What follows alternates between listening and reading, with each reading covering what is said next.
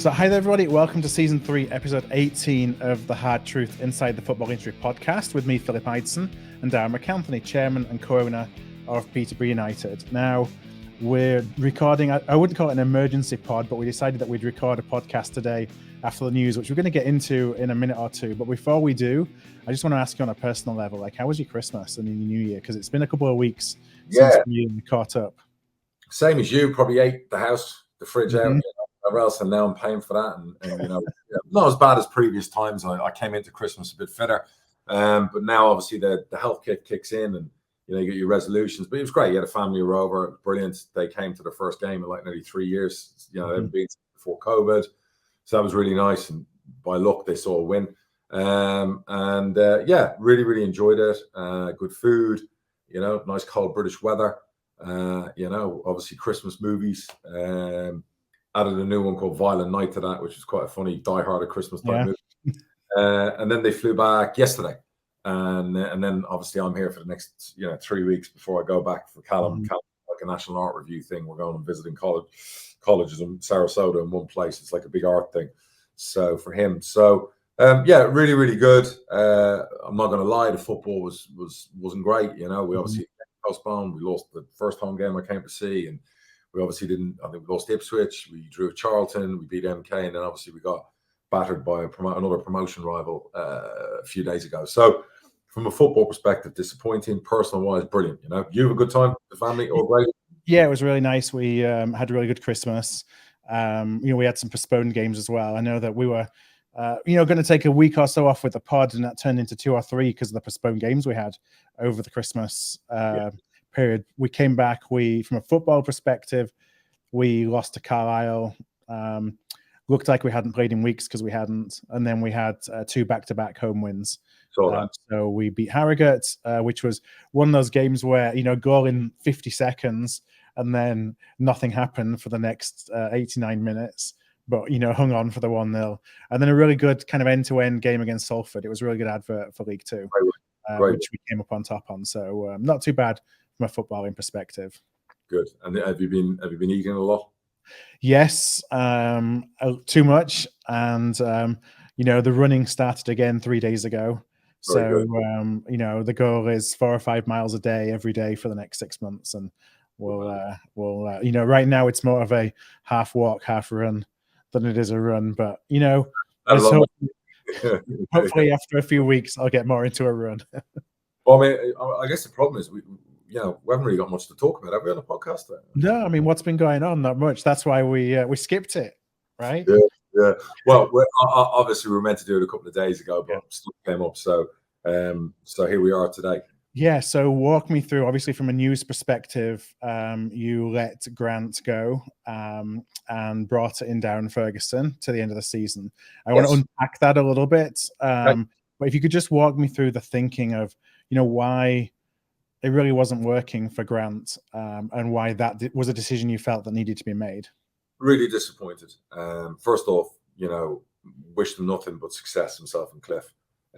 As men, they're good men. They've got families. You always think of people and their families, even though financially they're looked after when they leave, and they'll be fine. They'll be back in work in 5 minutes. It's always disappointing. It's never nice. It's why I'm late back to do this, because I went down to do it face to face. A lot of the time I've been in America when things like that happen. I think you owe people, look them in the eye, have a conversation with them, so you're not going to find me saying negative things about Cliff and Grant, professional to the end, including today. Just for me, it's the old cliche of it's a results business. It's the eyes don't tell lies, and we had a lot of expectations in this league.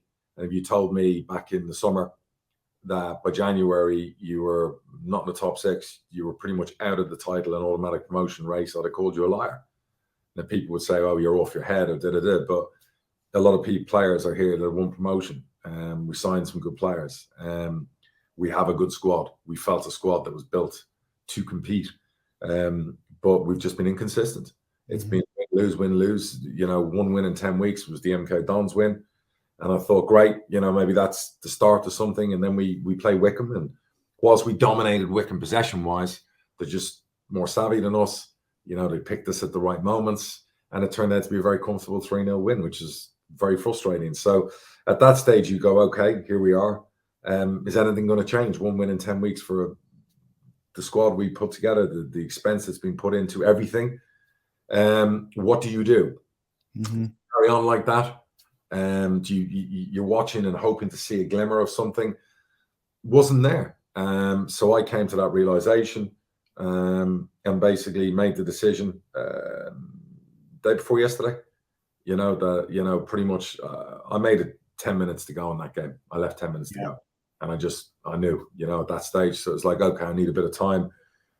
Drove home, dropped the family off, obviously, yesterday, but it was on my mind and I knew it was something I wanted to do. And then it's a case of, okay, and you present to the board, what are you going to do? Because you need another manager. And whilst I know people are going to laugh and just make a mockery of the situation, if you put down a scenario and go, what manager do you want in? What is your type of manager? Is January the right time to bring a manager in? A brand new manager. It's not the right time. It's not ideal. Because a new manager is going to come in. They won't know the place. They won't know the players. They won't know anything. And they'll be like, 22 games to go. What's the expectation? My expectation is for us to be promoted still. Yeah. People will say you're mad. But that's the way I think. I'm ambitious. It's what we need as a club. It's what we want as a club. It'll always be our aim. So the decision was, okay, there's nobody out there right now that we could go and get. Even if we did pay a release clause, they wouldn't leave now. Some of them are at clubs that are vying for promotion, whether it be our league, lower leagues, or whatever else. So okay, so maybe that's the summer. Then I got wind of the ex-gaffer was potentially going to be joining another League One club and doing an interview and whatever else. And I know he's had offers to come out before, but they weren't suitable for him. Kieran, who runs our academy, he's academy director, who does a brilliant job, is the ex-manager's best friend. So I'd said to Scarfy a couple of days ago, would he be open to coming back, safe pair of hands, and having a go for a short period of time, because he's maybe got aspirations for something different. And his response was he's open to a conversation. Yes, short term, and that works for him. And so, okay, so I looked at him and went, okay, lives in the area. That means he can spend night and day working. Whereas a lot of managers and staff travel from hundreds of miles away. So everything's tailored around maybe geography and that. That's not a dig at previous managers, by the way. That's just fact. Yeah. And, Grant did live near the club. So, but that was one tick, gaffer near the club. Another tick was, has he got experience of winning promotions from League One and been in this situation before? Tick, tick, tick. I didn't want him to leave a year ago. I watched Gareth Ainsworth manage Wickham against us, and while I was sat there, I was thinking, this guy got relegated from the Championship, although they gave it a good go and they got strong towards the end of that Championship season. He stayed. They got to Wembley when they were back in League One and lost in the final. And here they are now again in the top 6 in League One. And he's been there for years. And the losses and the disappointments have never forced him out, have never made him, So I was like, okay, and I always said that to Darren. I felt, we should have ridden the storm and we should have rebuilt and we should have gone again type thing. You know what I mean? And forget about, okay, it's a relegation. We're Peterborough. You go to the Championship, you're always up against it. So I'm just looking at all those things. I'm looking at, he knows the players. He knows the players. He's watched our games. He knows our club. He knows the structure of the club. And it's just a good pair of hands to maybe have a go. And obviously in the summer, we go in another direction. And that's something he's comfortable with. He didn't want anything long term. We were okay with that as well. We were like, look, it's 22 games. So I met with him, and we had a chat, and I was like, can you get us promoted? And he said, yeah, I can have a go. And, and tell me about it. And we spoke about it, and we spoke about all the reasons that maybe we've underperformed the football, the style, the things we haven't done well, the things we could do better, the potential in the squad. He's refreshed. He's been out a year, and a refreshed Darren Ferguson, the triple promotion winner from League One, for me was a no-brainer for 5 months. No-brainer. And I know people want to have a go, and they go, you 4 times and 3 times you've sacked him, and blah, blah, blah, blah. But the previous 3 times it worked out pretty well. Yes, there's been disappointments, but and then I was looking at his 10 years with us, and probably he's had 2 bad years in 10. And that would be last year in the Championship. And the other year would be in a second spell. We got relegated from the Champ, which we didn't deserve to. So it wasn't so much of a down year. It was just an unlucky end to that year. The following year, we made the playoffs and we won the EFL trophy, and we fell short in the playoffs. And the year after that was when we should have done a rebuild, and we didn't. And, I let him go. Yeah. I chose players over him. So he's had 2 really bad seasons. You go back to this the spell he just came in on, during COVID. He helped keep the club together. The stuff he did. That season we would have got promoted. We got promoted the following year. The half season he came in to replace Steve Evans, we got pipped on the final day by Doncaster. You know what I mean? So, people want to moan and scream and come at me and whatever else, but go through all of these things I've just said. Am I wrong? Am I wrong? I'm not wrong. No, I mean, if I look at it, so I was, surprised to see the appointment, as somewhat of an outsider. I think if his name was different, there would be less surprise. So for all the reasons that you talked about. And so there's this thing in football around, well, you don't go back, or, where's the imagination if you're just going back to the same people all the time? And like Chris Wilder's going to come to Peterborough United. Right. I mean, sometimes the reality, for fact and fiction, it's just absolutely astounding, some of the dumb shit that you see. You know what I mean? So let me just ask you a genuine question. You're a massive fan of a big football club, Bradford. Yeah. If Bradford were top 10 in League One, with 20 games to go, you hired Darren Ferguson, would you be disappointed? No, because he's got his track record. At the end of the day, you'd go on that track record, and he's done it, 3 times? Correct. So, and not only that, he's done it with exciting football, and he's young players, and he's done it with the right way. That's because I'm going to come and ask you about what's going to change, and I think that's probably one of the answers. But going back to, as I kind of looked at, because I know that you're going to be very respectful of the previous regime, because of course you have that respect for them. It was really interesting to me, some of the conversations we'd had on the pod running up to now, where you talked a lot about the mindset and a Peterborough United team playing not to lose rather than playing to win. And I just wonder how much that played into, even if results had been good or better. I mean, I'm not going to dig out the previous management for having that mindset. I don't think that's their mindset. They played, they scored a lot of goals at Hull. Their intention is to win every game. Whether or not, look, at the end of the day, the results just weren't there for us. I'm disappointed. They're disappointed as well, because they'll feel they didn't get the best out of the players, just like I feel we didn't get the best out of them. Yeah. And some will argue, well, they won the league with Hull and they did well at Doncaster. Absolutely. So, yes, okay, trolls want to come at me. I didn't get the best out of them. But I promise you this, and they can't say any different, I gave them everything they wanted. I gave them everything they wanted. It didn't work. That happens in football sometimes. So that's disappointing. But that's just the way it goes. That's the way the industry, the business, it's the way the cookie crumbles, so they say. And you put your best foot forward, and with the best intention and will in the world, you support, you give them everything they need, and sometimes it just doesn't work. So it's disappointing. Of course it is. People know me recently, you can laugh about, you sack loads of managers and hard, but no, I don't. I always give managers a fair run. These current guys were with me nearly a year. They gave it a shot in the champ, didn't work out. They had a reset in the summer. You know what I mean? They incredible staff. They did things at the training ground. A lot of things changed, but unfortunately, they didn't get the best out of the squad. They didn't get the best out of us. And I feel we should be doing better. And we lost, I think, to 90% of the top 8. We've lost to, and that's indicative as well. Yeah. And a real trouble in one for me is that the average goals in the final 25 minutes of games in League One is about 15% of a team's goals come in the final kind of quarter of a game. The best being a top team, might 25% of their goals come late. They roll over teams late on. I think 1.7% of our goals came in the final 15 minutes. I'm not blaming the management staff or whatever else, because the players have to take responsibility. But that is a damning statistic. You want to win promotions, you have to run over teams late on. Forget about fitness. Fitness is over. You can go over the top about fitness, because I think we were very fit. For whatever reason, our players, whether it was a mindset of the players, they'd get 2-0 up or 3-0 up, and they wouldn't roll over people. That ruthless fucking arrogance to fucking absolutely go bang. Sheffield Wednesday the other day, and it beat Cambridge United 5-0. 2 wasn't enough. 3 wasn't enough. Let's just stick the knife in and get another 2. So something's not quite right. And it wasn't changing. We've played half a season. We're out of every cup by Christmas. I don't think that's happened under me before. The EFL Trophy, the League Cup, the FA Cup, every cup we're out of, and it just wasn't working. So that was just the honest truth.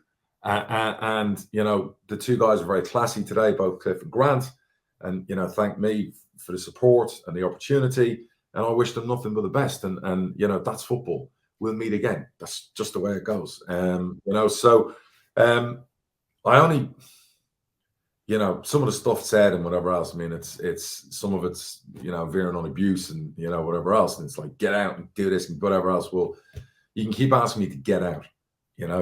Someone was going about my ego. This isn't about ego. What's more important to you? Worrying about my ego or making sure my wallet does its job. Mm-hmm. I'm here. Our club. All I wanted was for the team to do its job while I did what I needed to do off the field to make us healthier and better. All I wanted was just give me a few months, just do your jobs, win football games, compete, be up there vying for promotion, and let me do all the things I need to do to fix some of the things that we need to fix. And I've spoke about this recently. And fans have asked, reduce debt, make us healthy, make us leaner, not cheaper, just put us in a good position. Look at the next couple of years, not as a reset, just as a reimagining to make sure that we're going in the right direction. You know what I mean? What are our goals? What are the goals next 12 months? What are the goals 24? What are the goals in year 3, 4, and 5? And I was really excited about getting us in that position and getting away from all the negative stigma and the stuff being written and people saying we've got debts everywhere and we've got people out, all that nonsense. You know what I mean? I just wanted that to be quiet, and I wanted our academy just to thrive, and then just make sure our first team was just competing to win promotion. If they got promoted, doing a lot better than we've done previously. Do you know what I mean? And getting into that league and work really hard again to stay in that league and all those little things. And just the players in the first team just haven't given me that chance. So while I'm getting hammered, people have to realize I'm doing my best on all sides. As is Jason, you know what I mean? The ownership, we're doing their best to basically make sure that we're in a really, really good position. So, Darren and the team, their immediate goal is the next 22 games we have left. I think it's 22, starting Monday week at Port Vale away and looking at have a right go, put everything into it. I said to him yesterday or today, you've got the next 4 or 5 days, address, assess, look through everything. What do you need? What do you don't need? Who do you want to go out and loan? Who do you want to leave? Because there are players that obviously were about to go. Yeah. I'm not talking about high-end sales. I'm talking about players who aren't playing, going out and loan. Obviously there was a lot of clubs in for Jack Marriott, all those kind of things. And I've just said to Darren, you look at it and tell us the next few days, do we need, left back or right back? What do we need? Do we need I don't know, central midfielder? Do we need another strike? What do we need? So we as a club think we know, but give us that, your interpretation. Can you, players who weren't in favour, do you want to work with them? Do you want to give them that opportunity? Are you okay? Previous maybe management were saying, yeah, they're okay to leave. Is the current new management going, that's fine as well. And I've kept most of Grant's staff, bar his assistant and him have left, because I felt either one of them left, the other one was going to go. Mm-hmm. Did the right thing there, like with them, and they appreciated that.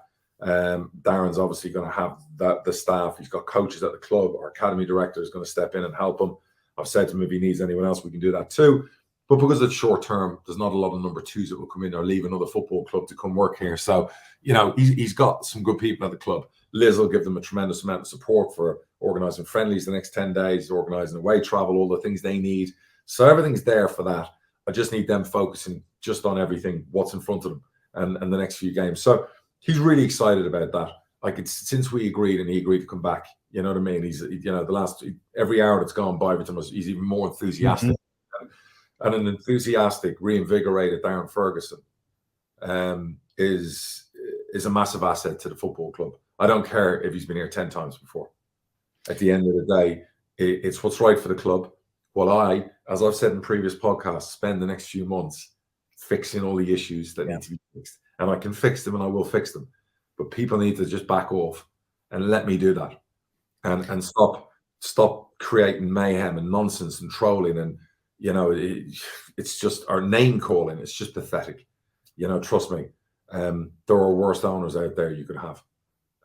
You know, and again, it's not me being lazy. It's not me spinning the wheel going backwards. It's not that I can't hire another manager. I know that's always thrown at me, but we've done all right under me. We've done all right under me, Jason and Randy.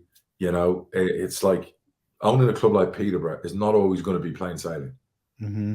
So it's never dull, you know, but the fans have to, you know, agree. There's a lot of club fans that will be like, we wouldn't mind some of that action. It can be dramatic at times, but we wouldn't mind some of that action. Now, I need to ask, just so that, you know, it's kind of on the record, how involved was Jason in the process as well? So this is you know, it's not you acting in kind of, you're there, you're kind of in isolation. No. Yeah, no, he was involved. I mean, I'd spoke about it, you know, 2-3 weeks ago, and then after the Wickham one, I said, look, as the football side of things, you know, and I haven't done my own work behind the scenes and seeing what's happening and looking at the results and looking at, you know, 1 win in 10 weeks and looking at our gates dropping because of what fans are, all those things, you know, and if Alan Swan's listening, I don't want you making dramatic headlines off this.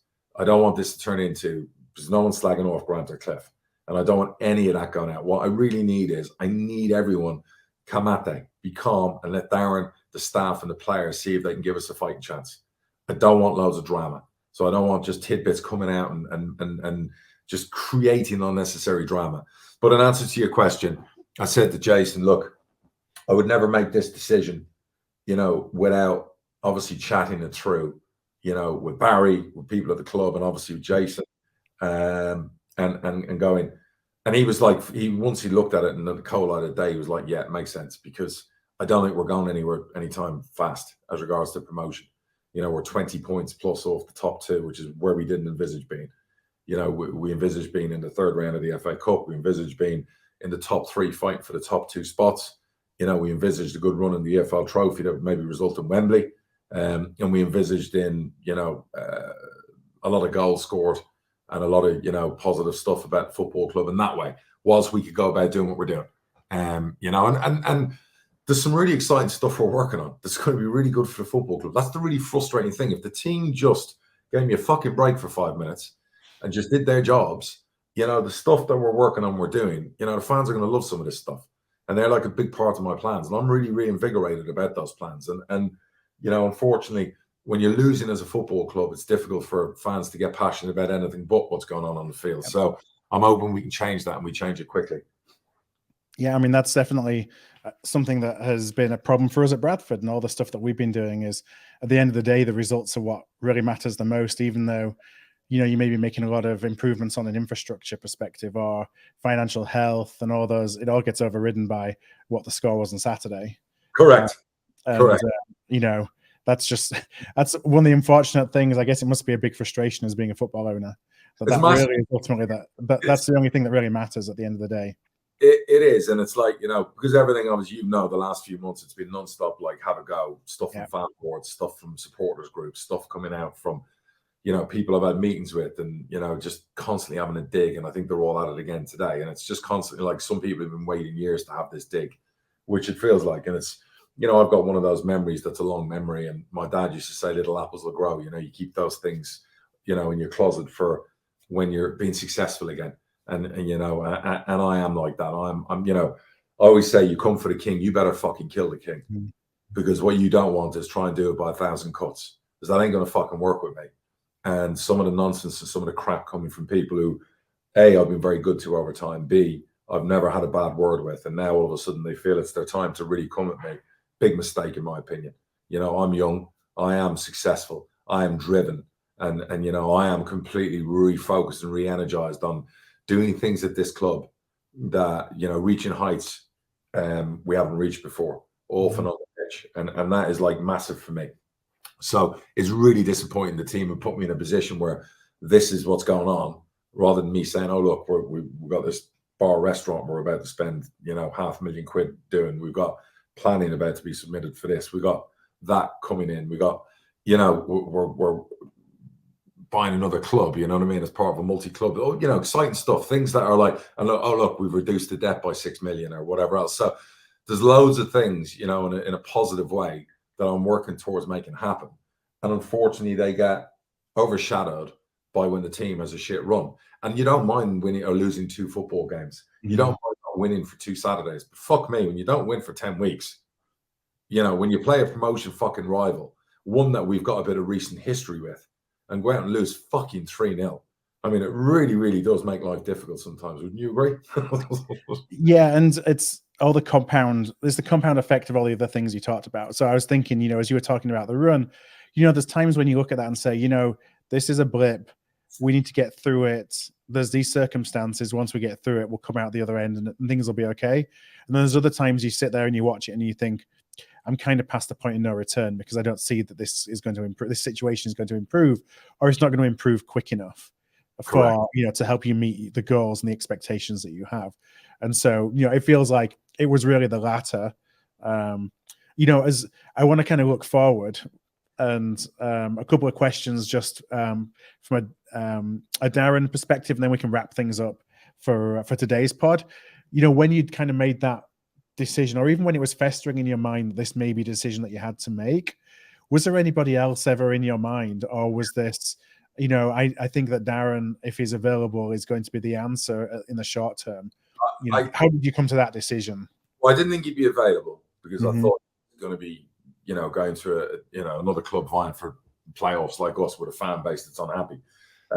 You know, so I didn't think he'd be available. What suits our criteria? You know, what do we go for?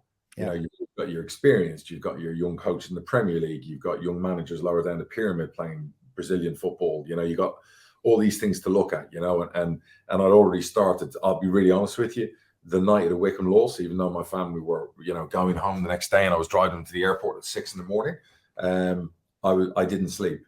My wife will tell you, I was up all night, basically going through analysis, watching interviews, looking through statistics, data, hearing people's interviews from when they won, when they lost, you know, all the things you do about managers, talking to people. I was up basically all night. And basically I then went upstairs, I had a shower, dropped them to the airport at 7:45 and came home and slept for 3 hours and then went back at it again. Do you know what I mean? So trust me, it's been, you know, yeah, I didn't think there was a possibility. The ideal situation was someone to the end of the season. You know, you call it caretaker or whatever. But you're not going to find one of them who, you know, they need to know the football club. And when then obviously the possibility about Darren had arisen, you know, and I kind of pushed home what's going to Kieran and said, would he definitely be interested? And I was like, would he meet for a chat tomorrow with me, you, Baz, and him? And he was like, yep. And I was like, okay, fine. It's because if I got 5 candidates that I was going to run past my partner. So there's the 5. I don't think we're going to get any of those 5 now. You know, could I pay a 50 grand release fee or under? Of course I could, but I don't think they're going to leave their clubs where they are. You know, the Premier League younger managers, under 21 coaches, likely they've gone to some of the bigger clubs around us and whatever, they've done all right and done well. I was looking at it going, is this something you want to parachute them into in January? Or is this something you would do in the summer? Did you get what I mean? I personally think January is a fucking shit month for recruiting players and bringing managers in.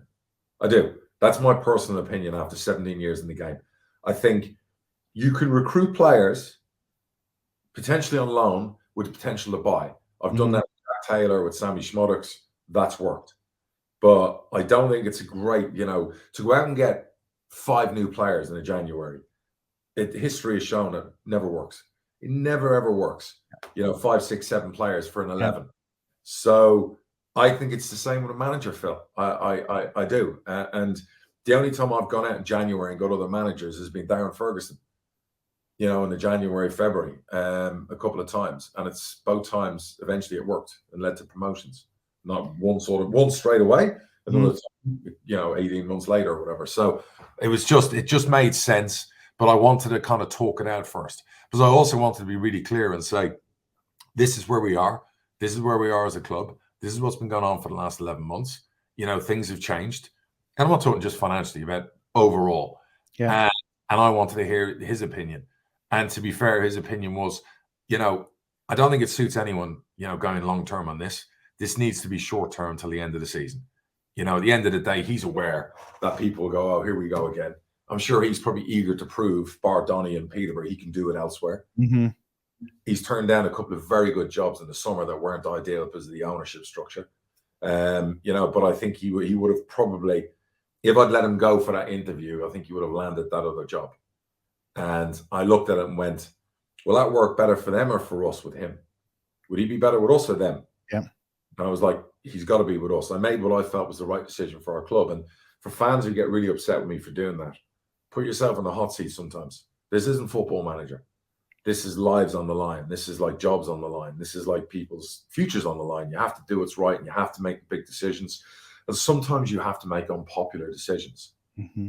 But then again, you say that and people talk about social media and 10, 15 people on Twitter. The emails I get from the older fan base, the ones who've been around a long time, they're in their 40s, 50s, 60s, the fan base that have been with us through thick and thin are unbelievable. Mm-hmm. Unbelievable. Like, so happy. Unbelievable. So, that for me, good. As younger fans, we know what they're like. They can be a bit impulsive. Yeah, and even, I was looking online beforehand just to get the mood of the decision. And, when you kind of cut through some of the toxic stuff and the memes and the people trying to make a joke out of it, it seemed like consensus was pretty much, we needed to make a change, and we know that Darren's got history, and I didn't see a great deal of negativity related to it. Aaron McLean rang me 2 hours ago, and don't forget, Darren fired Aaron as a coach. Mm-hmm. We had him as a player, and Aaron's killing it in the media now. And he said to me, because I said, oh, there's a few people moaning, and Aaron was like down the phone, are they fucking for real? A fully re-energized, refreshed, year out of the game, Darren Ferguson in League One with this group of players? How the fucking anyone not be fucking happy with that? And that was Aaron, and I respect Aaron, you know what I mean? Like, and straight, that's what he said. He was like, what? Like, what? He said, this is, perfect scenario to the end of the season. Perfect scenario. So, again, you're not going to please everybody, are you? It's not a popularity contest, unfortunately. So it is what it is. So my last question, we talked a lot about it being short term to the end of the season, that suits all parties. Is there, at the end of the day, a view that if this goes the way that you all want it to, that it could be a long term, or is there no, it's like, let's just get through the next 22 games first? I think, reading it now, I think Darren would like to finish with a promotion. Mm-hmm. He'd like to come in, get us up, and go on to better things. Yeah. Not better things, but something different. I do. And like some unfinished business that you ended back up in League One. He wants to get you back to where you were. He should never have left us, even when we were losing all those games. He shouldn't have. At the end of the day, he's an emotional person. He reacted. He felt he wasn't getting the best out of players. We didn't have, the goods to give him what he needed in the champ. That's normal. We're a certain size club. It's not owned by billionaires. We try our best. At the end of the day, he wants to come in. He is very specific as short term. He wants to come in and try and re-energize the players, put right maybe what happened last year. Mm-hmm. And he's excited about that. And I'm excited about it too, to see what he can do. And, and that's the way it is. I've always said I would have Darren for as long as he wants to be here, because I think he's only good for our football club. Because people go, oh, you're losing in the championship. Yeah, but the stuff you're doing at the club, the academy, all the things that are in sync, everything that just works so well, there's so many good things. And sometimes we get obsessed about being in the championship, which I want to be, but it's not always going to work. Rotherham went up and down. Paul Warren took him up, took him down, took him up, took him down, took him up, took him down. And they look like they finally got it right this year. And then he went to Derby. Gareth Ainsworth, up, down, trying to get up again.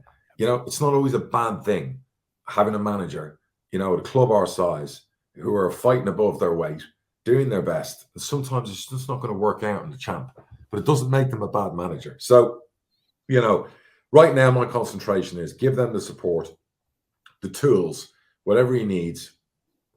Go and give it your best shot for the next 20 plus games.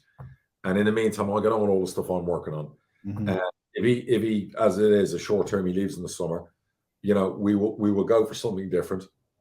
When I say different, you know what I mean? We'll do something maybe we haven't done before, and we'll try and make it exciting, and we'll try and, you know, all the things that tick our box as a club that we want in a manager. So we will leave no stone unturned in that, you know. And if Darren has time in between interviewing for Real Madrid and Juventus after bringing us by some miracle back to the championship, I'd maybe even ask his opinion about it. You know what I mean? So you know, or he might turn around and say, you know what, I want to be here. Yeah.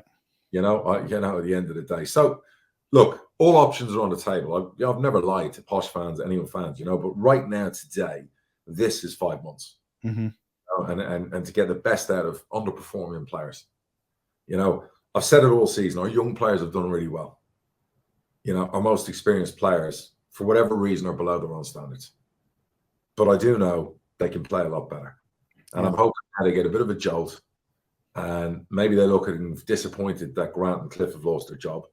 And maybe they look in the mirror and go, the only agenda we have right now is coming together and giving it a go to get promoted, instead of, am I getting a move?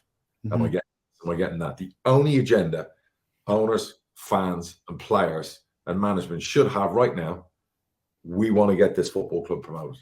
It should be the only agenda for everyone. Good, bad, ugly, positive, negative, just the same agenda. Let's go and try and give it our best shot, and let's just get behind the team, the club, you know, whatever, because that is the way it is. And there are worse off football fans out there and football clubs out there. You know, if I gave you the opportunity to swap places with me right now for Bradford's 5 points off the top six with a squad of players that we have, littered with young talent, golden boot winners and everything else, and a triple promotion winning manager, I'm sure you'd probably snap my hand off and swap it right now. Indeed, I think that, you know, it's always been interesting to me, because I think that what you have as a football club is very well respected throughout the football league, especially when you look at some of those larger clubs as well, like us, that are punching below where we may expect our natural level to be. So there's a lot of good things going on with the club, and that's what we talked about before.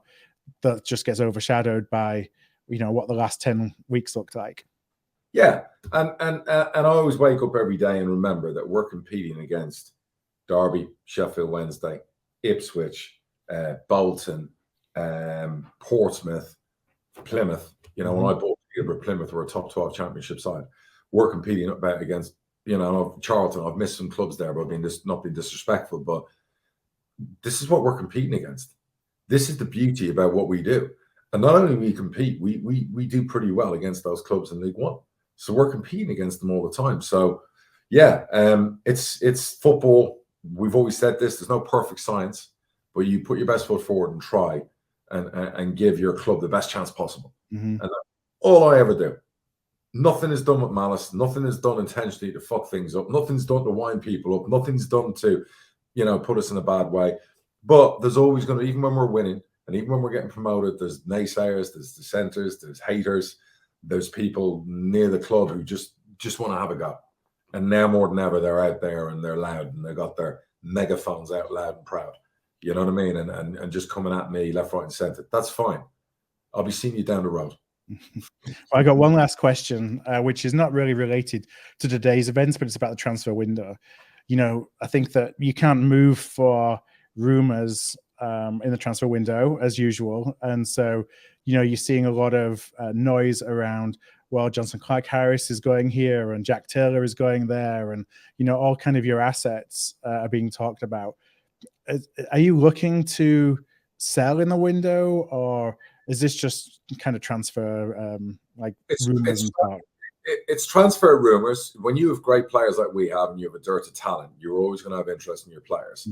Unfortunately, too many clubs have read too much into our demise and think they could pick the bones. Yeah. And have been met with a response from me in particular of shove that up your ass where the sun don't shine.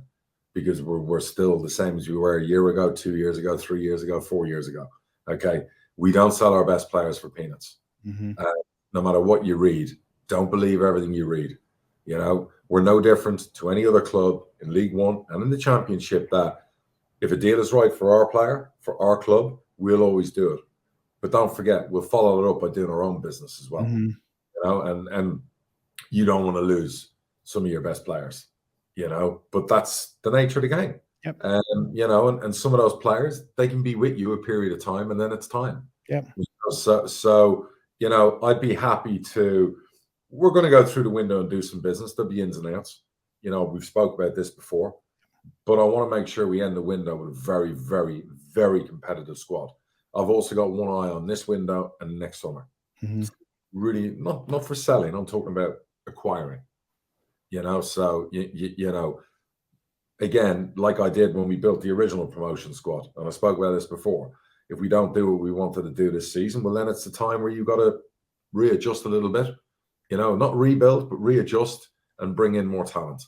You know, and move on talent maybe that hasn't done the business. So that's just football. We're always that way. But I mean, no, I'm not. My knickers aren't around my ankles. You know, begging people to buy our players.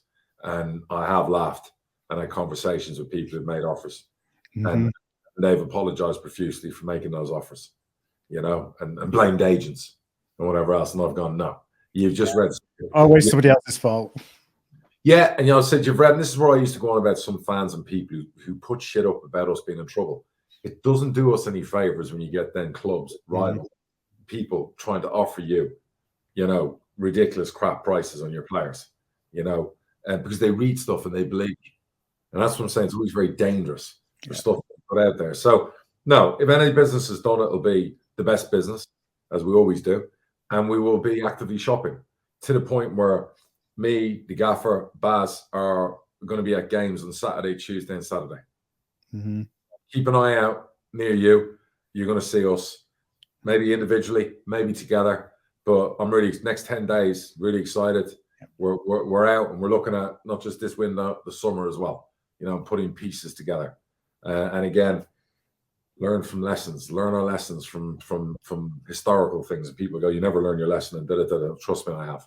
You know, so I know what needs to be done. Let's now let everyone at the club take a breath, get to work, go win some football games. You know, let's have a right go. Let's see what happens. All right. Well, I want to thank you. Let's wrap things up there. I know it's been a hectic day. Appreciate you taking some time out to have a chat, to kind of walk through the decisions. Hopefully it provides a little bit more information. I'm sure there'll be folks who listen and don't agree with everything, or you know, throwing stuff against the you know, the earbuds at some of the things I heard, but that's just the nature of things. Phil, I'm okay with people disagreeing. I'm okay with people, you know, not agreeing with. But like, stop with the personal stuff. Stop with the get out of my club. You know, it doesn't work like that. Okay, I own your club. Okay, pay the bills. Okay, you just going on social media and go, get out of my club. Doesn't work. So grow the fuck up and stop acting like a deluded fucking 13-year-old. Do you know what I mean? So, you know, and you know, if you've got any questions or there's things you don't agree with, let us know, because we'll do a Q&A. You know, I'll take questions anyone wants to send in. And we can walk through those in the next time we record a pod. So all the usual spaces. Exactly right. That's life, you know. So you don't agree, be respectful. That's all you ever ask. You know what I mean? Don't get personal, and I won't get personal. So it's the best foot forward. So thank you to everyone for the support, because there's always more support than there is negativity. That's normal. And I want to say I really appreciate that, and some great people around Peterborough that have just constantly supported us no matter what. So God bless, and a special mention. We lost a great guy today, David Gold, really good friend of Barry. Barry was very emotional earlier on today when that news came out. He got a phone call, and I'd met David many times, and he was just a lovely man. And, you know, best wishes to his family. He was 86 and he passed away. And football's lost a really, really one of the good owners, you know, out there. I know him and Sullivan are a pair, and they were both, you know, very good owners, but I'm sure Sullivan will be very sad, and everyone around West Ham. So David was a great guy. So God bless to him and his family. All right. Well, until next time, thank you very much again, Darragh, and we'll talk to everybody soon. Take care, guys. Take care.